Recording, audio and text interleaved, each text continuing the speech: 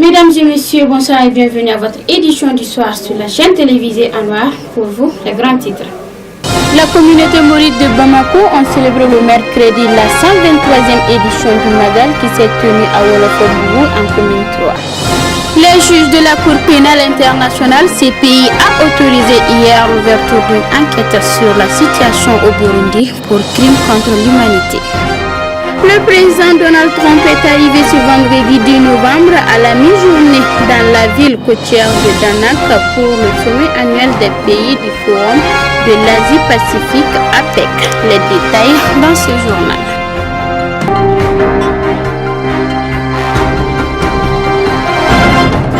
Voilà, c'était là pour les grands titres. Chers téléspectateurs, la communauté mouride de Bamako a célébré le mercredi la 123e édition du Magal qui s'est tenue à Wolofobougou Libana en commune 3 de Bamako. Khalifa Cheka pour le compte rendu. Les Magal aux cérémonies de la commémoration du départ en exil de Cheikh Ahmad Bamba au Gabon a bel et bien été célébré au Sénégal autant qu'au Mali.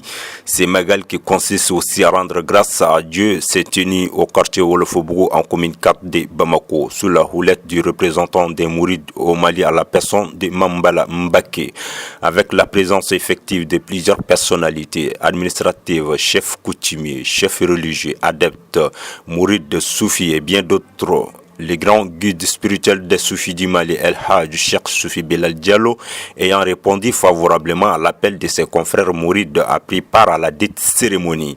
Elle a été émaillée par les lectures du Coran, les éloges des mourides et des adeptes soufis en faveur de Cheikh Ahmad Bamba. Au cours des allocutions, les invités d'honneur qui ont exprimé leurs émotions, le grand guide spirituel des Soufis a d'abord salué tous les invités, a aussi énuméré l'importance du Magal et la valeur de Cheikh Ahmad Bamba au Seri Touba par 4 grandes caractéristiques par plusieurs, dit-il.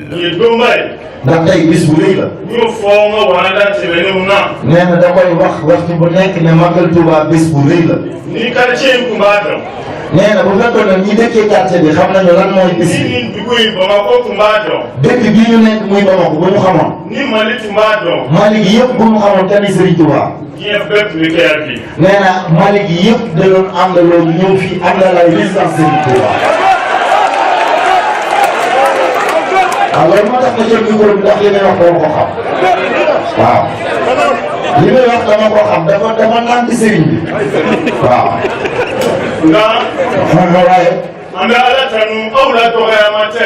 nee na mi ngi sant yàlla bu baax wax ji mu wax nag waxu ko pour am kenn am lu ko metti nee na bu fekkee ne doomu aadama war naa sant yàlla ñi fekkee mbooloo mi ñun ñëpp ne alhamdulilahi rabbil alamin sant yàlla ci bés ñu mën a teewee bés bi fii fekkee ko fii kër Serigne Touba fii ani minu ma se kana fana nu duskun lona yana ak nga xam ne dañoo bëggoon a ñëw mais yéene gi ak xol bi nekk fi lu faraka alatan ñooñu tamit nañu sant yàlla ci am tawfeexu yëg bés bi 18 safar ce bele mi na ma ka kenaka nee na ku tedd ki ñuy bëgg a waxtaane mu Serigne Touba ñu koy wax guy gu mag yi non c'est pas pour le guy c'est le baobab boobu Serigne Touba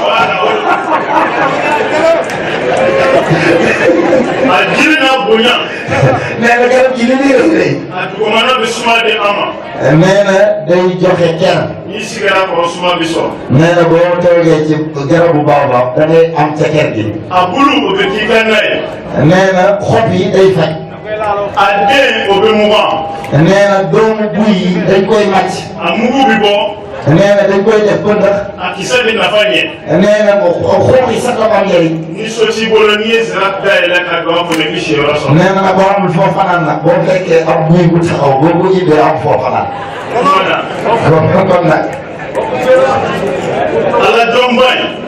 jaamu yàlla bu mag boobu di Cheikh Ahmadou Bamba Khadimu Rasul ñi ñaafo ay yelema ko Khadimu Rasul ñi tuddee boppam Khadimu Rasul kira kanu bi dan ula nee na nit nag mënta bëgg yonent bi ba mu weesu Khadimu Rasul dama foytaala ala kira ñi tay nee na amul benn explication ak benn signification bi Khadimu Rasul am mooy yonent bi am moom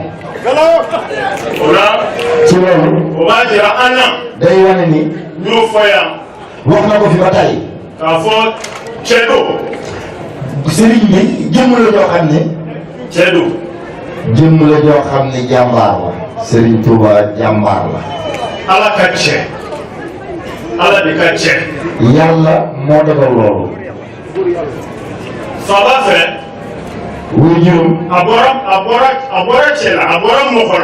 nee na nag sëriñ bi moom dafa am jaar-jaar ne rek jaar na ci ñaari wuy jur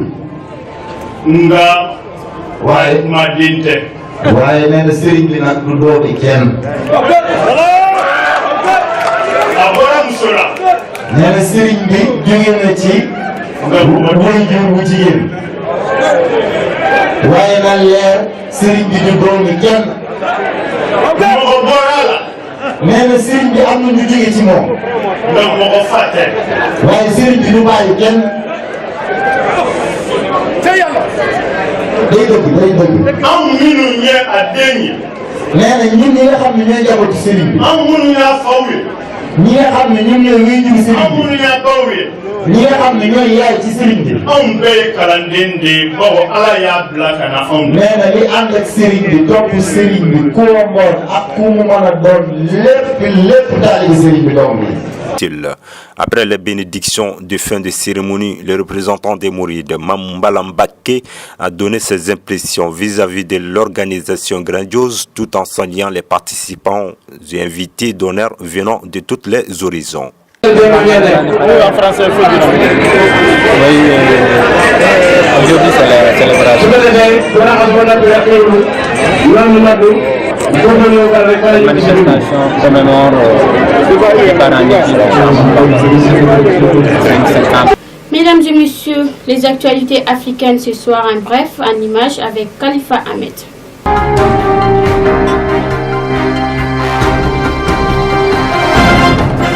Depuis le 27 octobre dernier, la Cour pénale internationale reste donc compétente pour se pencher sur les crimes contre l'humanité présumés et le Burundi a également tenu de coopérer.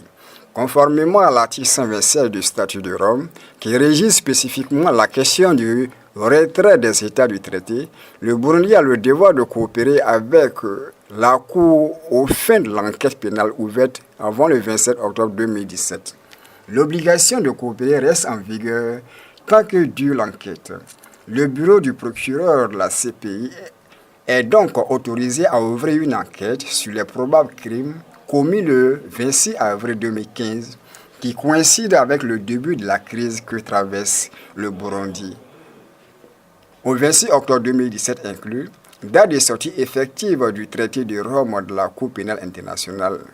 Cependant, le procureur pourrait étendre son enquête au-delà de cette date si certaines conditions juridiques que la Chambre préliminaire ne précise pas sont remplies.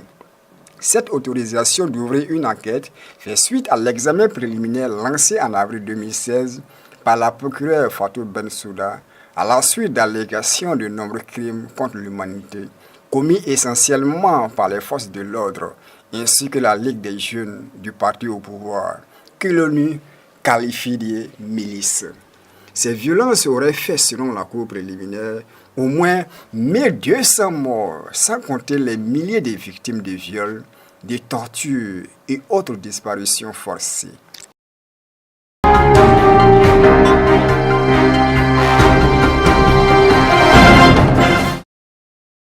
C'est visé dans le cadre d'un forum d'affaires sur les investissements visant à proposer aux diasporas burkinabés d'investir dans des projets économiques au pays.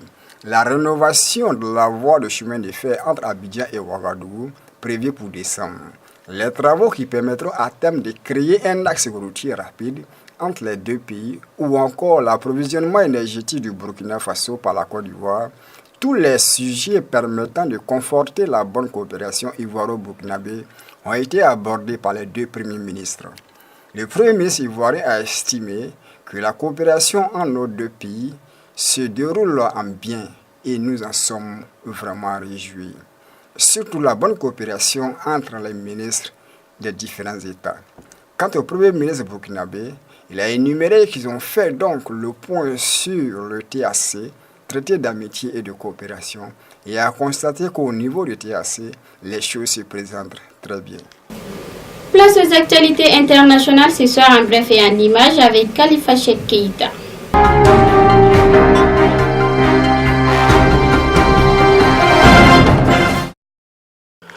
Arrivé ce vendredi 10 novembre à la mi-journée dans la ville côtière de Da Nang pour le sommet annuel des pays du Forum de l'Asie-Pacifique, APEC, le président américain Donald Trump a assuré qu'il ne laissera plus les États-Unis se faire abuser.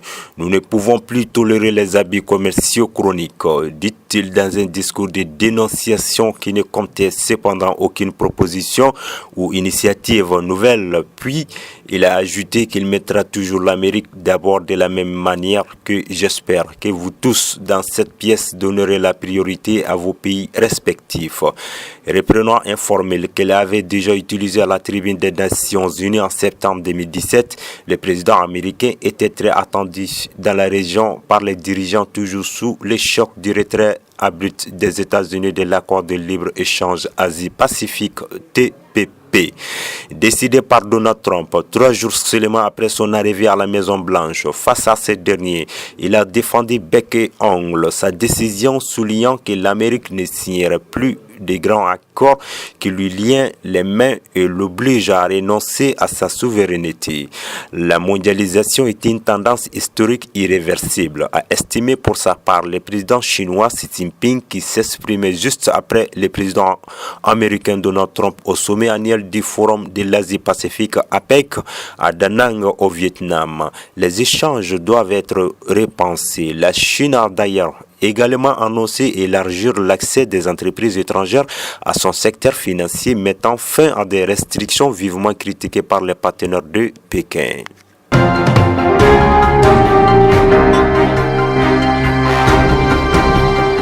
Le président français Emmanuel Macron, qui était en tournée dans le Golfe ces derniers jours, a effectué une visite surprise à Riyad. Des retours d'Abu Dhabi et de Dubaï, Emmanuel Macron est passé par l'Arabie Saoudite pour s'entretenir pendant des heures avec le prince héritier Mohammed Ben Salman. Le président français veut jouer le médiateur dans la crise durable et qui s'aggrave ces derniers jours entre Riyad et Téhéran. L'Arabie Saoudite accuse l'Iran de déclaration de guerre après les tirs samedi des missiles en provenance du Yémen, missiles fournis selon Riyad par le mouvement pro-iranien du Hezbollah. Ce que Téhéran demande. Quant au président français, il a évoqué qu'il est important de préserver la stabilité dans la région, de lutter contre le terrorisme et surtout de travailler à la paix. Pas sportif, Coupe du Monde 2018, la dernière ligne droite des qualifications. Les verdicts seront connus très bientôt. Fousseni Sidibé nous en dit plus.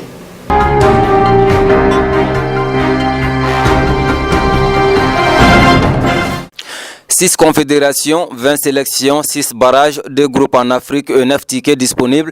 Les éliminatoires de la Coupe du Monde 2018 en Russie rendent leur verdict ces prochains jours. Dans la zone Afrique CAF, pas de barrage. On jouera ce week-end la 6e et dernière journée de qualification. Dans une zone dans laquelle l'Égypte et le Nigeria sont déjà qualifiés, le suspense reste entier dans le groupe A, C et D. Dans le groupe A, la Tunisie qui s'était largement imposée en Guinée, 1 but contre 4 lors de la journée précédente grâce notamment à un triplé de Youssef Msakni, a son destin en main. Elle n'aura plus besoin samedi 18h30 que d'un point face à la Libye, dernière pour assurer sa qualification. Derrière, la République démocratique du Congo devra largement s'imposer face à la Guinée et espérer un faux pas tunisien pour voir la Russie. Dans le groupe C, le Maroc avait profité du match nul de la sélection ivoirienne au Mali pour s'emparer de la tête. Les Marocains, qui s'étaient appuyés sur leur attaquant Khalid Boutaïb, auteur d'un triplé, pour largement s'imposer face au Gabon de Pierre-Emerick Aubameyang 3-0, ont donc gagné le droit de disputer une finale. Rendez-vous est pris ce samedi 11 novembre 18h30 à Abidjan, où la Côte d'Ivoire recevra le Maroc, toujours invaincu dans ces éliminatoires. À la clé, Une 4e Coupe du Monde d'affilée pour les éléphants ou une première participation depuis 1998 pour les Lions de l'Atlas d'Hervé Renard. Dans le groupe D, si toutes les équipes ont encore mathématiquement la possibilité de voir la Russie, le Sénégal est le mieux placé. En tête, les Lions devront faire au moins match nul lors de leur déplacement à Polokwane en Afrique du Sud pour valider leur ticket.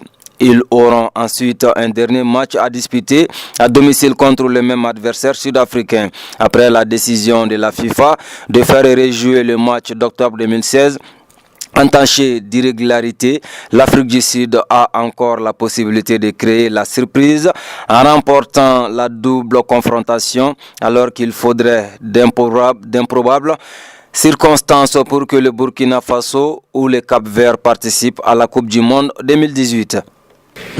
À titre de rappel, chers téléspectateurs du Mawlud Nabawi 2017, qui est la naissance du prophète Mohamed Paix et salut sur lui, au stade Homme Support Modibo Keïta par le grand guide de la communauté musulmane des Soufis, El Hachek Soufi Bilal Diallo. Et voilà, tout est bien qui finit bien, chers téléspectateurs. Merci pour votre fidélité et qu'Allah bénisse le Mali.